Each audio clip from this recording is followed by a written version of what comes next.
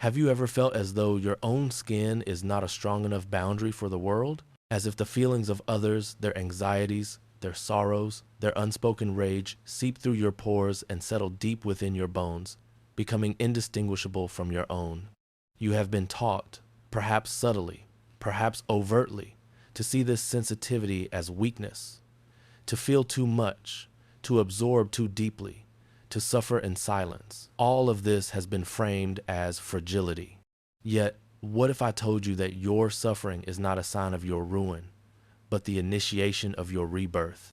For every empath, every soul who carries the invisible wounds of others, there comes a moment when the old self, the victim, dissolves, and from the ashes emerges something more conscious, more visionary, more whole. I want you to imagine yourself, just for a moment, not as a broken vessel, but as a sacred garden, a vast, fertile, and ancient piece of land that is uniquely yours. For years, perhaps your entire life, this garden has felt like a burden. Its fences are broken, trampled down by the needs and expectations of others. Weeds of foreign emotions, anxiety from a parent, resentment from a friend, the collective grief of the world have choked out your native flowers. The soil is waterlogged, heavy with unshed tears, both yours and those you've absorbed. You stand in the middle of this chaotic landscape, exhausted, believing you are a failed gardener, that the land itself is cursed. This is the shadow world, the world of the victim, where you feel the weight of every passing storm as a personal failing. You spend years trying to fix the garden by being a better times gardener. You try to be good, to be kind, to love so purely that no one would ever want to trample your fences again. You pour your life force into nurturing the weeds, hoping that if you love them enough, they will magically transform into roses. Yet this purity, this unguarded openness, becomes your cage. Because love, when divorced from discernment, becomes self-betrayal.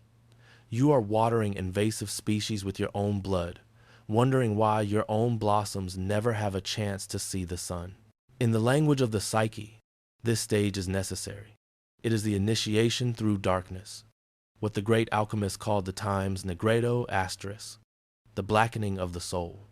The empath, the sensitive one, the tender of this sacred but untamed garden, often begins their life in chaos. Surrounded by emotional noise, they are drawn into psychic storms that are not their own. They feel the unconscious of others vibrating in their very soil. They become a mirror for what humanity refuses to feel. This is not a coincidence. The empath's early life is the training ground for consciousness. You must first drown in the collective unconscious, feel the waterlogged earth give way beneath your feet before learning to breathe in it. When I speak of victimhood, I do not mean moral failure. It is not your fault that you have been overwhelmed. It is not your fault that the fences were broken before you even knew how to build them. To be a victim, in this sense, is the first necessary stage of psychological awakening. It is to be exposed, raw, porous, undefended to life's great tension between opposites. It is to feel the suffering of the world before you have learned to transmute it. If this speaks to a truth deep within you, a quiet recognition in the soil of your soul, then I invite you to continue this journey with me. This is what we explore here at Mind Decode Explained, the map of the inner world. Subscribe, and let us walk through this garden together, not as strangers, but as fellow travelers learning the sacred art of tending to the soul. There comes a time when empathy must evolve into vision, when feeling becomes seeing, when the heart that absorbed every vibration begins to distinguish what belongs to it and what does not. This is the birth of the visionary, the conscious gardener. You see, the empath's true task is not to escape the sensitivity of their garden, but to redeem it, to convert the waterlogged soil into fertile ground, the overwhelming emotions into compost that nourishes new life, and the chaos into creative power. The same psychic openness that once left your fences broken and your land vulnerable can become your bridge to the divine unconscious, your ability to understand the secret language of the soul's ecosystem. But before this transmutation can occur, you must descend willingly into your own shadow. You must get your hands dirty. The shadow is not merely darkness, it is the rejected God within you. It is the rich, dark, mysterious earth beneath the surface of your garden. It contains your power, your anger, your unexpressed truth. It is the life force buried in the soil. The empath, raised to be kind at all costs, often represses aggression, mistaking it for destructive poison. But aggression, properly understood, is a life force. It is the sharp spade that digs boundaries. It is the strong hand that pulls a weed up by its root. It is the energy that asserts, "This land is sacred, and I am its guardian." Without it, empathy becomes martyrdom. You become a beautiful, tragic garden that exists only to be consumed by others. So, the empath must reclaim their shadow, not by destroying their sensitivity, but by marrying it to strength. This marriage of opposites is what the brilliant psychologist Carl Jung called times individuation times the process by which the unconscious becomes conscious and the soul becomes whole. It is when the gardener finally understands that the dark, messy soil is not the enemy, but the source of all life. Let me tell you something paradoxical. The empath's rebirth, the garden's renewal, begins not when you stop feeling others, but when you stop identifying with their weeds. The victim gardener says, "I feel this thistle's pain. Its thorns are sharp. Therefore, it must be my thistle. I must tend to it, even as it bloodies my hands." The visionary gardener says, "I feel this thistle. I understand its nature, its struggle, its place in the larger ecosystem. I can see it clearly, but it does not belong in this flower bed. I will remove it with strength and clarity, not with hatred." This shift may seem subtle, but it is the great alchemical turning point. It is the difference between drowning in the collective mud and standing as its interpreter. Dreams often reveal this metamorphosis. A patient of mine once dreamt she was lying in a dark, muddy field, her garden filled with the cries of wilting plants that were not her own. The mud was cold, heavy with voices. She tried to rescue every dying stem, but every time she propped one up, another sank in its place. Finally, exhausted, she let go. She surrendered to the mud, and in that moment, the rich earth itself rose, lifting her to the surface where she could see the sun. When she awoke, she wept, realizing that surrender was not defeat but liberation. Her psyche was teaching her, "You are not the savior of every plant. You are the guardian of this sacred soil. Your first duty is to the integrity of the garden itself." The empath's rebirth always involves this moment of surrender. It is the death of the false savior, the dissolution of the compulsive need to heal every other garden before your own is even cultivated.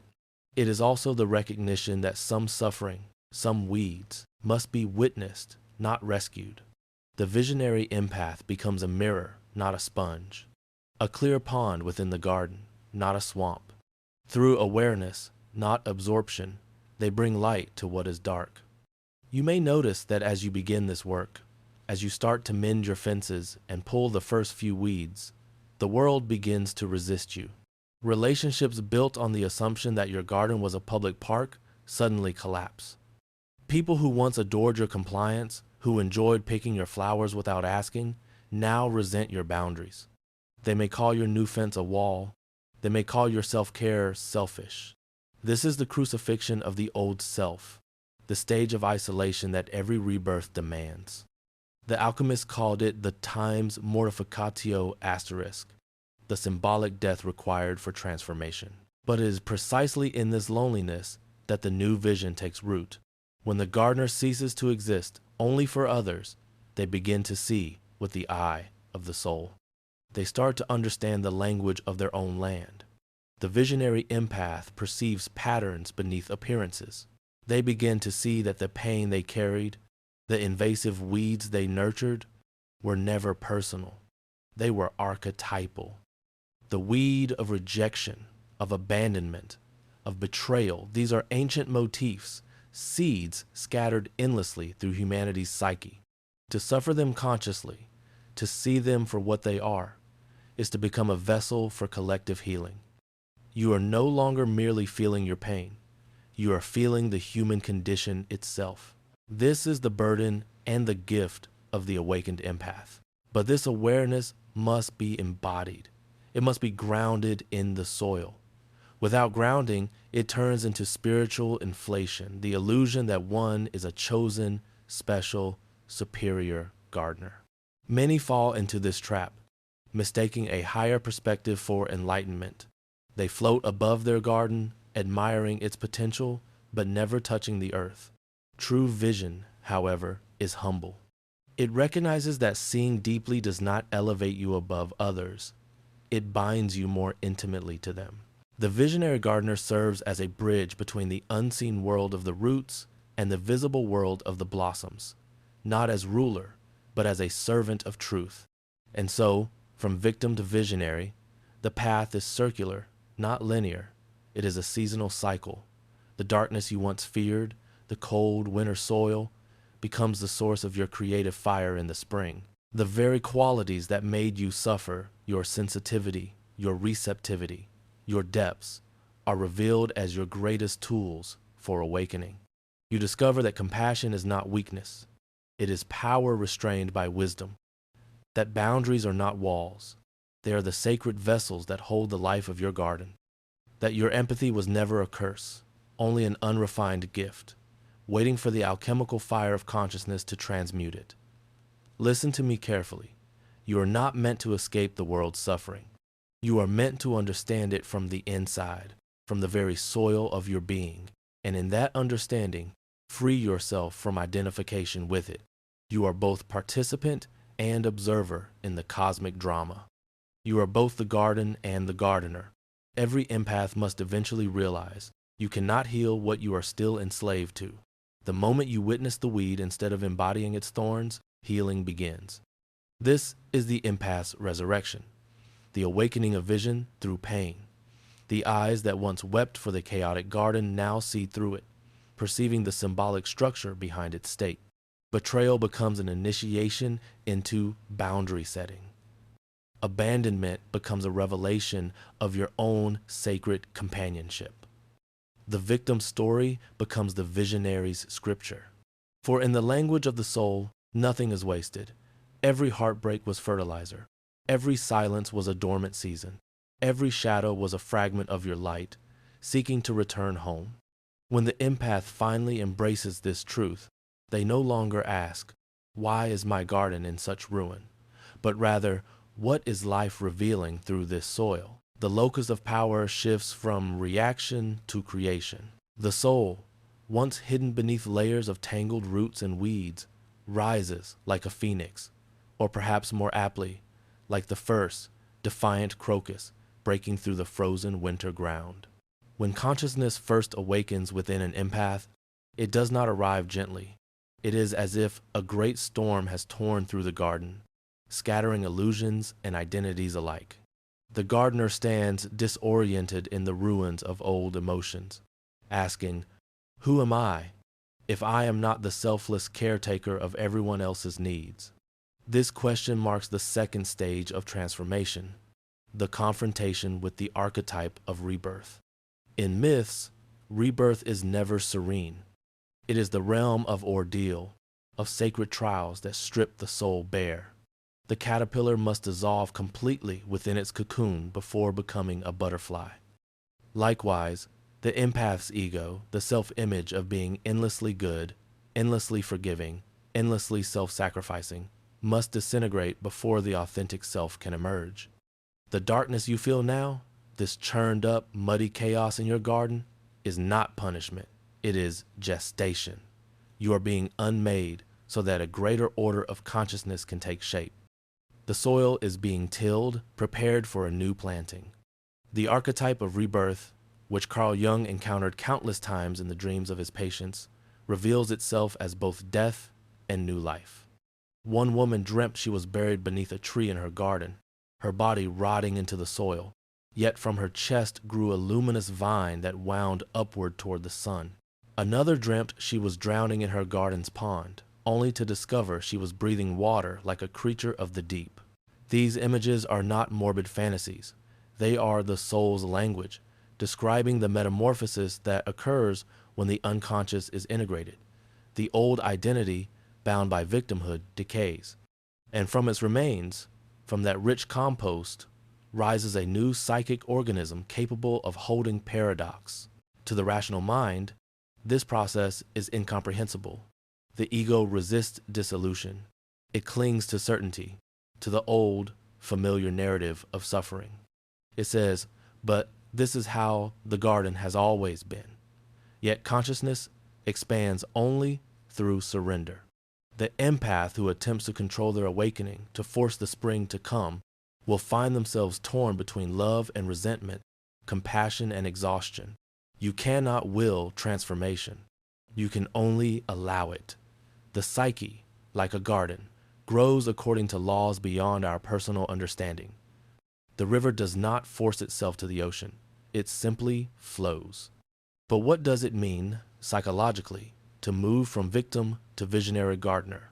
It is to experience the transmutation of energy, from raw, overwhelming emotion to meaningful symbol, from knee-jerk reaction to conscious meaning.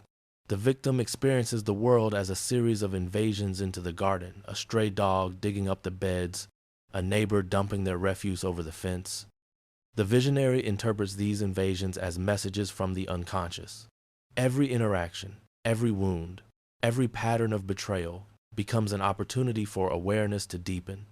You cease to say, "They ruined my garden," and begin to ask, what part of me needed to see the weakness in this fence? What does this neglect show me about my own relationship to this land? In this sense, life becomes your analyst. Every experience reflects the psychic material you have yet to integrate. The narcissist who drains you is your shadow's call for stronger boundaries, for a clearer demarcation of your sacred space. The manipulator who deceives you is the image of your unclaimed inner trickster, the part of you that knows how to be clever and discerning. The silence of abandonment mirrors your own silence toward your soul, the parts of your garden you have refused to visit. Once you perceive this symbolic language, victimhood dissolves. You are no longer at the mercy of circumstance. You are in dialogue with destiny. The visionary empath no longer swims helplessly in the flood of emotion. They dive consciously into it, exploring its depths with curiosity rather than fear. They follow the water down to the roots. In this descent, one encounters what Jung called the self, the totality of the psyche, both conscious and unconscious, personal and collective. The self is not the ego's improved version. It is the divine pattern that seeks realization through your individual life. It is the blueprint of the garden in its most magnificent, fully realized state. It is what ancient mystics intuited when they spoke of the image of God within humanity. To align with the self is to perceive that your sensitivity was never random. The empath is the vessel through which the self experiences communion. The garden is the space where the inner and outer worlds meet. Yet for this bridge to hold, for this garden to flourish, its foundations must be strengthened. Boundaries are the sacred architecture of consciousness. Without them, the garden collapses under the weight of others' projections. Thus, the visionary gardener learns to anchor compassion in clarity. They learn to speak the difficult truth, even when it disrupts harmony. This, too, is love. For truth is the highest form of love the psyche can express. As Jung once said, no tree, it is said, can grow to heaven unless its roots reach down to hell. The empath's visionary power emerges precisely from their willingness to face the underworld of their own psyche, the dark, tangled roots beneath the soil, not as punishment, but as initiation. You must walk through your own psychic hells, the rage you denied, the envy you judged, the despair you repressed. Each descent is an encounter with a disowned God, a neglected part of your garden's ecosystem. As you face them, the energy once trapped in fear is released as creativity. Creativity is the signature of the visionary. The gardener who has integrated the darkness becomes an artist of the soul. They no longer merely feel emotions, they sculpt them into meaning. Whether through actual art, healing, teaching, or their silent presence, they transform pain into pattern. The chaotic, overgrown garden becomes a place of intentional design and beauty. This is not a metaphor. It is a literal psychic law. Energy cannot be destroyed. It can only change form. The empath's suffering, once unconscious, becomes conscious and therefore creative. In this state, even dreams shift their tone. The symbols, once terrifying, become luminous. The monsters that chased you through the garden at night become guides. The darkness no longer devours you. It dialogues with you. You begin to dream not as a victim of the unconscious, but as its collaborator. In these moments, you realize that what you once called darkness was only light in a different frequency, awaiting your recognition. Still, the visionary path is not without its danger. The more one sees, the more one understands the patterns of the garden, the greater the temptation to escape the ordinary, messy work of tending to it. The visionary empath must guard against spiritual detachment, the belief that one is beyond human feeling. As Brené Brown teaches us, vulnerability is the birthplace of connection and courage. To be visionary is to be willing to be vulnerable to your own humanity. Remember this: enlightenment is not transcendence of the human. It is the full embrace of it. To be visionary is to feel deeply, yet not be ruled by feeling. To love fiercely, yet not lose oneself in love. To walk among the suffering weeds of the world, yet carry the peace of a cultivated garden within. This balance, this sacred middle point, is what the alchemists called the time's conjunctio asterisk, the mystical union of opposites. It is the marriage of spirit and matter, heaven and earth, empathy and wisdom. When this union occurs within you, life ceases to be a battlefield. Your garden ceases to be a place of struggle. It becomes a mandala, a sacred design where every experience has meaning, every shadow has light, and every wound reveals a hidden order. You may notice that as your consciousness expands, solitude becomes sacred. The visionary gardener often withdraws, not out of rejection of others, but out of reverence for the garden. Silence becomes the temple in which the inner dialogue unfolds. In that silence, the psyche reveals its deeper architecture. You begin to sense that behind every human drama, every argument, every longing, every betrayal, there exists a divine intelligence orchestrating growth. What once seemed chaotic now appears symmetrical. What once seemed tragic now feels purposeful. This is not illusion, it is insight. And in this awareness, forgiveness arises. Not the shallow forgiveness that excuses wrongdoing, but the profound forgiveness born from understanding. You forgive because you see that those who trampled your garden were also unconscious, acting out their own shadows, repeating their own myths. You see the pattern of suffering as a universal dream in which every soul is both student and teacher. You realize that you, too, have once harmed unconsciously. This humility grounds your vision. To move from victim to visionary, therefore, is to shift from reaction to participation, from being swept away by the garden's floods to becoming its current. You no longer resist what is, you work with it. You no longer pray for the storm to stop, you learn to dance within it. And this dance, this rhythmic interplay between chaos and meaning, is what makes life sacred. Do not think this transformation ends here. The psyche is infinite in depth. Each revelation opens another door. Each death leads to another rebirth. Each season in the garden brings new challenges and new beauty. The visionary empath lives in perpetual becoming. They are not a finished product of healing. They are a living laboratory of consciousness. And perhaps that is the final freedom, to know that you are not here to arrive at a perfect, pristine garden, but to awaken continuously to the process of its growth. The darkness will visit again, as winter always follows autumn. But now you will meet it differently. You will no longer ask it to leave. You will say, "Come, teach me what I still resist." And in that moment, the darkness will bow, for it recognizes in you not its prey, but its equal.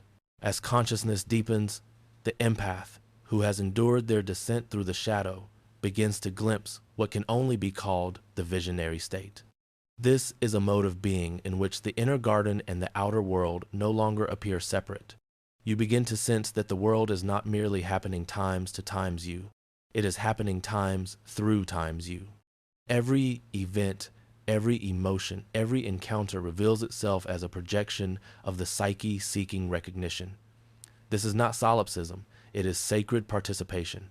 The visionary empath has crossed from passivity to co-creation, from being a dreamer lost in others' dreams to becoming aware of the dream itself. When the veil thins in this way, perception changes. You no longer see only people, you see archetypes moving through them. The mother, the child, the wounded healer, the shadow trickster. These patterns begin to speak a symbolic language that your soul understands intuitively. You realize that your life, your garden, has been a stage for the psyche's grand theater. That your pain, your relationships, your failures were all expressions of universal forces seeking integration. And suddenly, compassion evolves into wisdom. You can love without losing yourself because you no longer confuse the form, the person, the situation with the essence, the archetypal energy moving through it. You see that behind every cruel word lies fear. Behind every manipulation lies a desperate cry for connection. You can discern this not through intellect, but through the silent knowing that arises when the heart and the unconscious are aligned. But such vision is not without consequence. To see symbolically is to live mythically. The ordinary world becomes alive with meaning. Every falling leaf, every chance encounter becomes a message. Yet this very aliveness can isolate you. You find it difficult to explain your perception to those still entranced by surface appearances. They might call you too deep, too intense, too spiritual. But remember, what they call too much is simply your refusal to live half awake. In truth, this loneliness is the hallmark of initiation. The visionary must walk alone for a time, not as punishment, but as preparation. Solitude is the crucible where divine perception stabilizes. In the silence of your own garden, you learn to discern between the authentic voice of the self and the seductive whispers of inflation. Because make no mistake, vision without humility becomes delusion. The line between prophet and fanatic is thinner than most imagine. That is why the visionary must remain anchored in humanity, grounded in the body, rooted in the earth. The psychiatrist Bessel van der Kolk has shown us how trauma lives in the body. The visionary's work is not to escape the body, but to inhabit it so fully that it becomes a vessel of wisdom. To stay grounded is to remember that spirit seeks embodiment, not escape. You are not here to float above your garden in abstract light. You are here to bring light times into times the garden, into the soil, the roots, the very cells of the plants. The visionary empath becomes an instrument of incarnation, allowing the unconscious to express itself through matter, through voice, through art, through relationship. This is sacred work. Imagine your psyche as a vast cathedral. Each stained glass window represents an archetype, a fragment of divine intelligence. When sunlight passes through these windows, the light appears colored. Love, rage, joy, sorrow. The empath's gift is to perceive these colors vividly, to feel them coursing through their soul. The visionary's task, however, is to realize that all colors are manifestations of the same single source of light. This realization dissolves duality. You cease to label experiences in your garden as good or evil, a blessing or a curse. You begin to see all as movement within the same divine whole. This realization is what transforms empathy into prophecy. And prophecy is not the prediction of the future. It is perception beyond time. It is to see the eternal pattern moving within the momentary event. The visionary empath who has walked through suffering becomes a mouthpiece for this pattern. Their words, their art, their silence all become vehicles through which the unconscious speaks. But prophecy demands responsibility. To speak from the depths requires purity of intention. One must constantly ask, am I serving truth or my wounded need to feel important? The latter leads back into the darkness of the ego. The former leads to liberation. The visionary empath understands that the suffering itself, the long years of the neglected garden, was the initiation ritual into this awareness. Without the wound, there would be no opening. The cracks in your heart were the windows through which the divine entered. You no longer curse the pain, you thank it. You no longer resent your sensitivity, you honor it as your compass.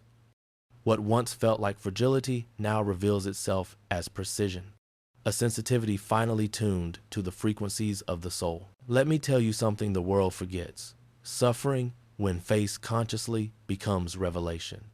The empath's long night of the soul is not wasted agony. It is a sacred apprenticeship.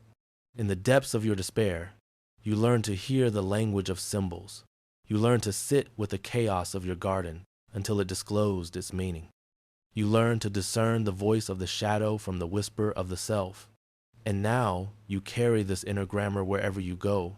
You can walk into any situation and sense the unseen architecture shaping it. You can meet a stranger and perceive their myth unfolding beneath their words. This is why Jung often said that modern humanity suffers not from a lack of information, but from a lack of meaning. The visionary empath's role in this age is to restore meaning, to remind the world that behind every act of destruction lies a call for rebirth, that behind cynicism lies a longing for faith, that even in a civilization that worships machines, a soul still breathes, waiting for someone to listen. Yet, beware the visionary's burden. To remain human amidst the vision, you will be tempted to escape into abstraction, to dwell among symbols rather than people. Resist this. The divine does not seek your withdrawal, it seeks your participation. The self incarnates through your laughter, through your tears, through the texture of ordinary life. Even washing dishes can become a ritual if done with awareness. Spirituality divorced from matter is sterile. True vision walks barefoot through the mud of existence. And so, your journey from victim to visionary culminates not in an escape from humanity, but in its sanctification. You begin to see that to feel deeply is to touch eternity, that every heartbeat is both personal and cosmic.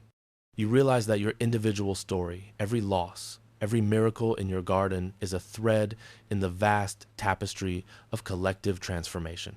At this stage, gratitude becomes your natural language, not gratitude as a polite expression, but as an existential state.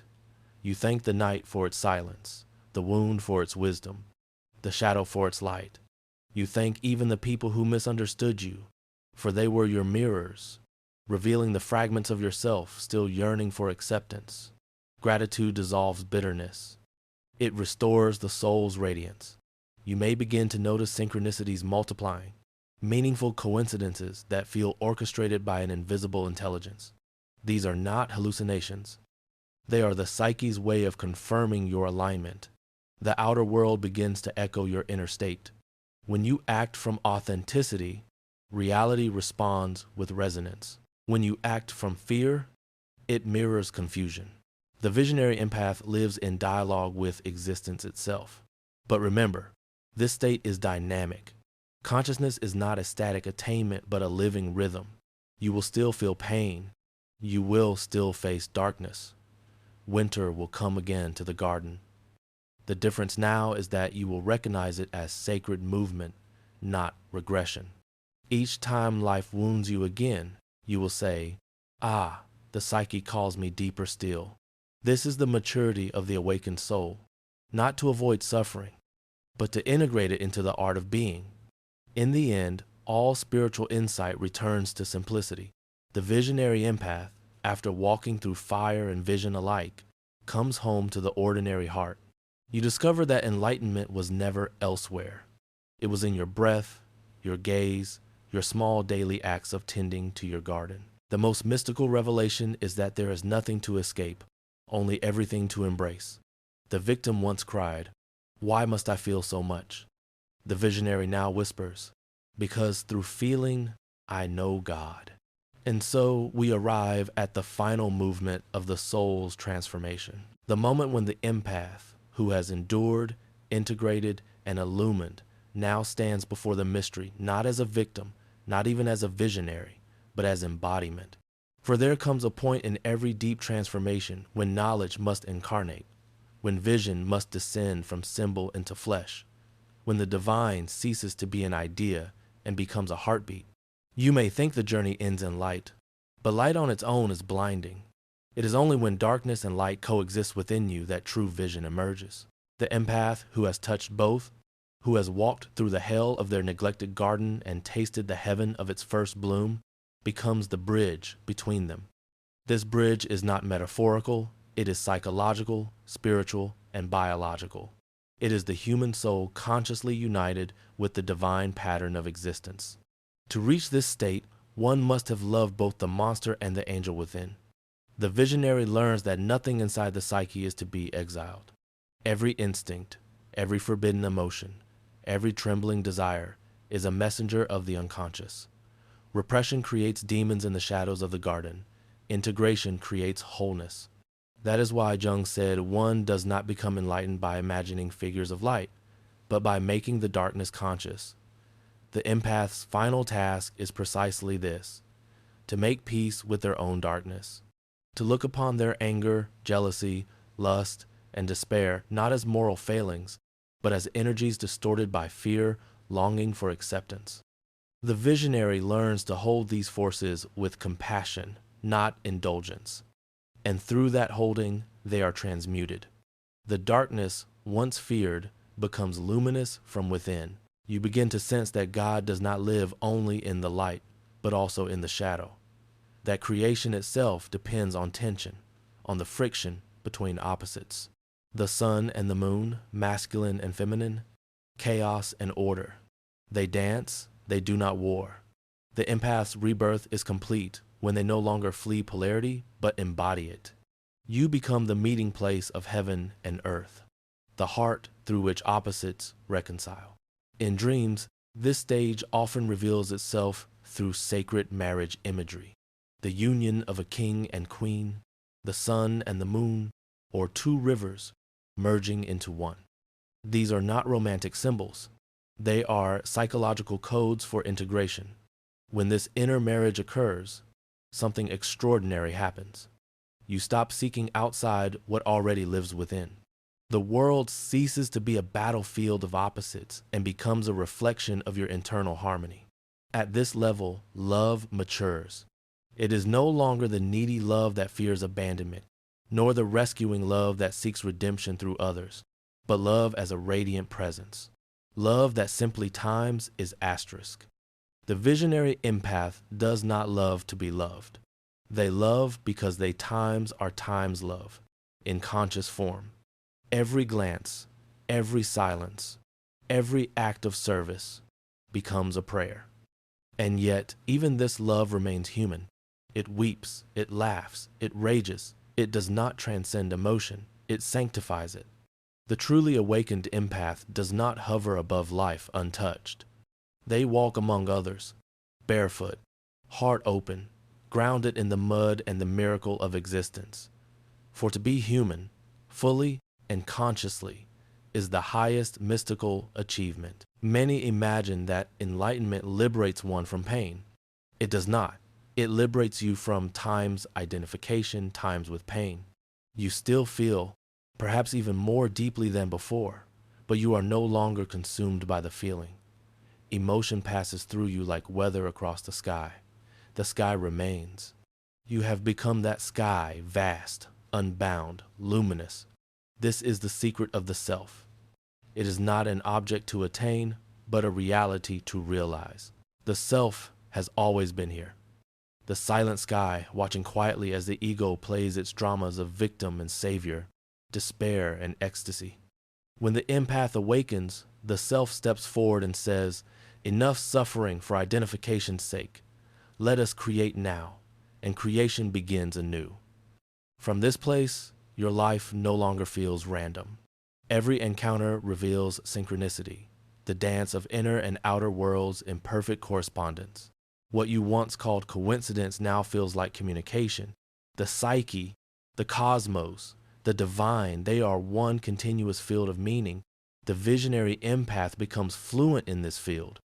You can read the language of birds, the rhythm of the sea, the silence between words. You understand that every fragment of existence carries a message from the whole. In this awareness, death itself loses its sting. The visionary knows that what dies is never lost, only transformed. Just as the seed must rot in the soil before it can bloom, so must every form dissolve to release its essence. You understand that endings are beginnings, written in another dialect. You no longer beg for permanence. You bow to transformation. But there is something even deeper. Gratitude turns into devotion. Not religious devotion, but existential reverence. You see the sacred everywhere. In the breath of a child, in the decay of leaves, in the silence between two strangers who understand without words. You become incapable of indifference, for you see through all things to the divine pattern shimmering beneath. And when you serve others now, it is not out of duty or guilt, but from overflowing fullness. You no longer heal to prove your worth. You heal because you have become wholeness itself. People who come near you feel lighter, not because you absorb their pain, but because you mirror their light back to them. Your presence itself becomes medicine. This is the true destiny of the empath, not to suffer endlessly, but to reveal what healed presence feels like. Yet the paradox remains. The more whole you become, the more deeply you feel the suffering of the world. The difference is that now you feel it from love, not fear. You carry it not as a burden, but as a song. The visionary empath walks among the wounded not to save them, but to remind them that healing is possible. And by reminding them, you continue to remember yourself. This is what Jung meant when he said that the individuation process never ends. It unfolds infinitely, like a spiral ascending through consciousness. Every revolution brings new integration, deeper compassion, sharper truth. The visionary empath becomes a living alchemy, continuously transmuting shadow into light, fear into understanding, pain into meaning.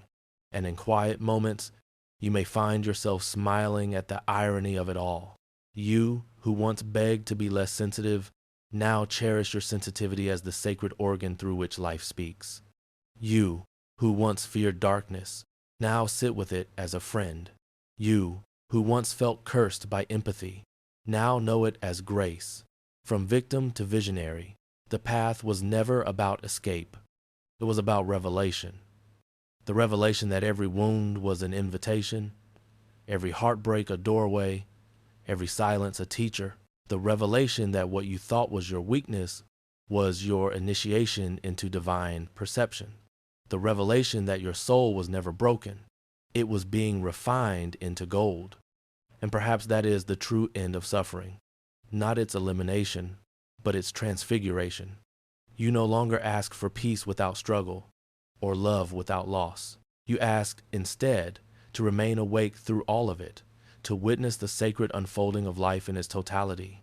So now, if you were to ask me what becomes of the empath after the darkness, I would answer, they become light that remembers the night. They become wisdom, wrapped in tenderness. They become mirrors in which the world sees its soul. And when they finally look back upon their journey, the betrayals, the confusion, the sleepless nights, they will see what the unconscious saw all along, that every moment was part of the sacred architecture of awakening, that the victim was the seed, the visionary, the bloom, and the self, the soil, holding both.